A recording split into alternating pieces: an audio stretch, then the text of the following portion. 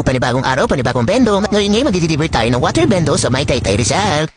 Nice! Ngayon nandito na kami sa customer ay agad ang binaba ang bendo at inilagay kung saan gusto ilagay ng customer ang kanyang bento. At ito nga gustong ilagay ng customer ang kanyang bento na mailagay na sa pwesto ay agad ang in-store ang water bendo.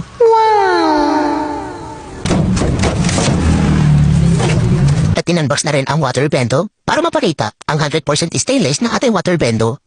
Nice! Pinakagay sa ilalim. Kailangan yung bilog na yung tusok dito. At syempre, ituturo rin namin kung paano ang tamang pagkabit ng filter sa water bendo. Dahil, number 1 maintenance ng water bendo ay ang mga filter. Once na magkamali ka, pwede siyang mag-leak. Kaya maayos namin ituro sa inyo ang tamang pagkabit ng filter sa water bendo. Wow! Wait lang, punasan lang muna namin.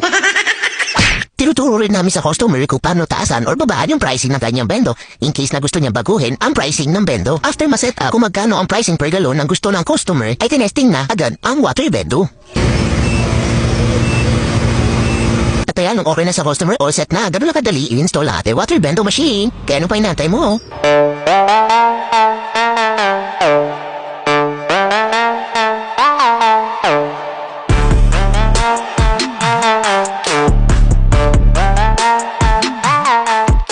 Thank you for trusting.